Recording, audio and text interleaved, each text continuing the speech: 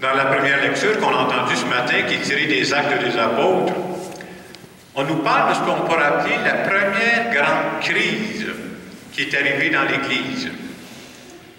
Il faut savoir que les premiers disciples qui ont suivi Jésus, c'étaient tous des personnes qui venaient de la religion juive.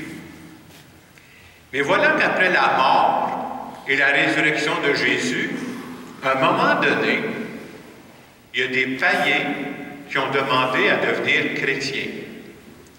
Et ce fut comme une grande surprise parce qu'on n'avait jamais pensé à ça. Voyons donc, pas des païens. C'est comme il y avait tellement de mauvaise réputation, c'est pas possible que ça devienne chrétien. Et quand cette question-là s'est posée au début de l'Église, ça a amené des tensions. Il y a des gens qui étaient pour, il y a des gens qui étaient contre, puis ça a amené de grandes discussions. C'est ce qu'on résume un peu dans la lettre, dans la lecture de ce matin. Et ça a pris un bon bout de temps, mais finalement, les chrétiens se sont rappelés, les premiers chrétiens, avec tout le temps que Jésus est venu sur terre, un de ses combats importants, c'était de combattre toutes les formes d'exclusion. Et on nous dit que finalement, après avoir prié l'Esprit Saint, parce que l'Esprit Saint les a travaillés, ils ont dit qu'ils accepteraient les païens comme chrétiens sans imposer, sans qu'ils suivent toutes les lois juives, entre autres, la circoncision. Et on pourrait dire que cette première crise-là, une crise dans une communauté ou une crise dans une vie, c'est pas inutile, hein? C'est l'occasion de prendre un tournant.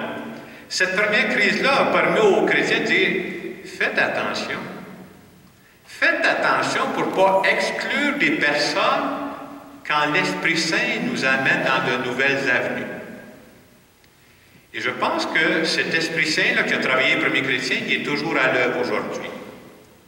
Il faut savoir que, à l'époque de Jésus, les Juifs, la religion juive contenait plusieurs lois strictes. On était catégorique. On disait, par exemple, si tu n'as pas reçu la circoncision, tu ne peux pas être sauvé. Si tu travailles la journée du sabbat, tu ne peux pas être sauvé. Si tu ne te laves pas les mains avant le repas ou les ablutions, tu ne peux pas être sauvé. Et ils avaient 613 commandements. Si tu ne suis pas les 613 commandements, tu ne peux pas être sauvé. Et quand Jésus est venu face à ça, qu'est-ce qu'il a répondu? Dans des mots d'aujourd'hui, c'est comme si Jésus leur a dit « Foutaise! C'est pas ça l'essentiel. » Et le critère essentiel, Jésus va le dire dans l'Évangile d'aujourd'hui, il va dire « Si quelqu'un m'aime, mon Père l'aimera.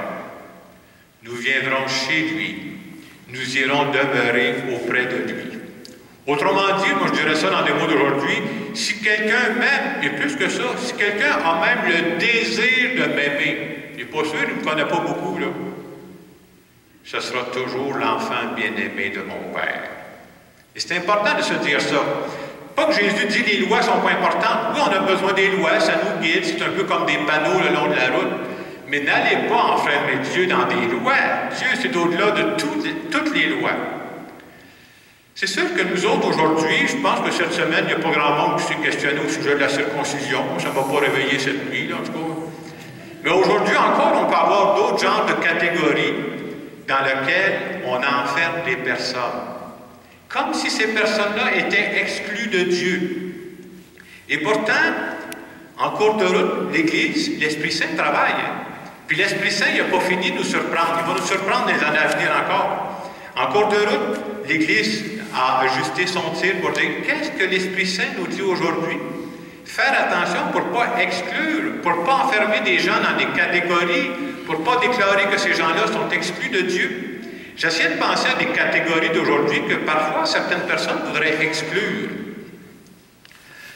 On pourrait dire, par exemple, si tu as fait des erreurs graves dans ton passé, tu ne peux pas être l'enfant de Dieu. Si tu as fait de la prison dans ta vie, tu ne peux pas être l'enfant bien-aimé de Dieu. Si tu n'as pas réussi ton mariage, tu ne peux pas être l'enfant bien-aimé de Dieu. Si tu es homosexuel, tu ne peux pas être l'enfant bien-aimé de Dieu. Si tu as pris de la drogue dans ta vie, tu ne peux pas être l'enfant bien-aimé de Dieu. Et devant toutes ces lois strictes, qu'est-ce que Jésus dirait exactement ce qu'il dit aux Juifs? Foutaise! C'est pas ça l'essentiel. Oui, c'est important que dans la vie, on ait des lois ou des guides qui nous aident à cheminer vers Dieu. Puis c'est important qu'il y ait des gens qui nous rappellent ça. Mais n'allez pas enfermer Dieu dans des lois. C'est pas ce Dieu-là qu'on croit, là. Le seul critère, c'est que si je suis ouvert à l'amour de Dieu, si j'ai juste le désir de l'aimer, je pourrai toujours être l'enfant bien-aimé de Dieu. C'est important de se dire, c'est ce Dieu-là auquel on croit. Vous savez qu'on est dans l'année sainte de la miséricorde. Notre pape François insiste beaucoup là-dessus. Et il veut nous montrer l'ouverture, parce que souvent on a une vision rapetissée de notre Dieu. Et cette semaine, entre autres, ce qu'il a fait pour l'année de la miséricorde, le pape François a écrit à des détenus qui sont dans une prison de Rome.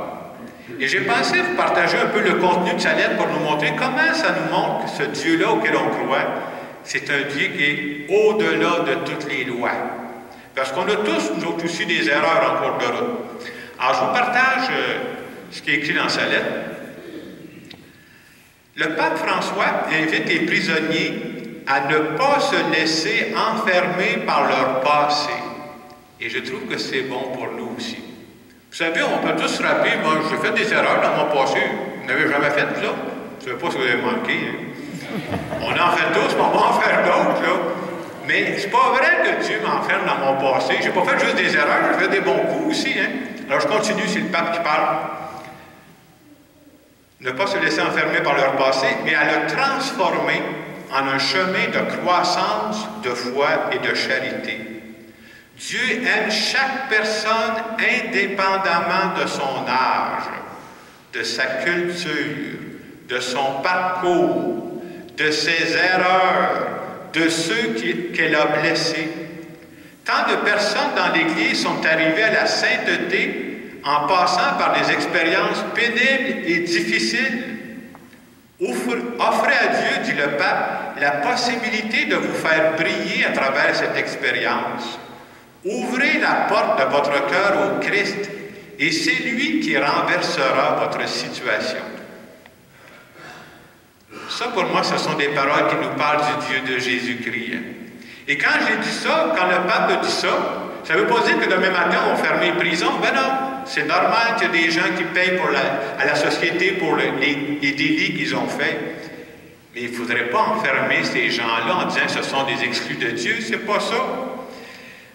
On a tous, à de degrés divers, ce qu'on pourrait appeler des imperfections. Ils ne sont pas tous en même place, mais on a tous, là. On est tous pécheurs. Et c'est bon de se rappeler que Jésus, quand il est venu sur terre, il disait dans un des évangiles, « Je ne suis pas venu pour les justes. Je suis venu pour les pécheurs. » Et des fois, j'entends des commentaires, « Ah, il y en a un tel qui va à l'Église, mais si tu savais ce qu'il a fait, mais quand on vient à l'Église, c'est pas parce qu'on n'est pas parfait.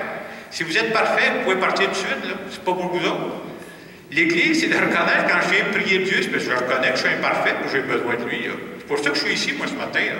Puis je vais en faire un autre après. C'est-à-dire que j'ai encore assez d'imperfection, on va en faire une deuxième ce matin, moi, là. Et c'est bon de se reconnaître comme ça, puis c'est pas décourageant parce que je suis quand même l'enfant bien-aimé de Dieu, moi. Ça, vous m'enlèverez jamais ça.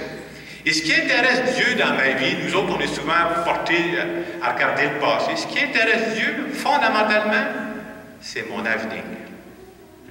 Dieu croit qu'il peut faire de très belles choses à travers chacune de nos personnes. Alors ce matin, à travers la parole de Dieu, toute la parole de Dieu veut changer notre façon de regarder Dieu. Quelqu'un pourrait dire, mais ça donne quoi dans la vie courante de changer mon regard sur Dieu? Moi, je pense que le jour où je change ma façon de regarder Dieu, je change ma façon de regarder les autres. Et en plus, je change la façon de regarder ma propre vie à moi. Il m'est arrivé plusieurs fois dans ma vie de rencontrer des gens qui venaient me partager des choses. Je vivais même le sacrement du pardon avec eux autres. Et quand je leur avais donné le sacrement du pardon, vous savez ce que je disais aux gens? Si tu crois que Dieu t'a pardonné, hey, il ne faudrait pas que tu sois plus sévère que Dieu, là. À un moment donné, là, hey, on y croit-tu à ce Dieu-là ou on y croit pas, là? Et ce matin, c'est un peu la même chose. On se présente avec nos imperfections et on croit que Dieu nous aime. Et dans le moment de silence qui va suivre, je vous invite tout simplement à dire à Dieu, merci de m'aimer avec mes imperfections.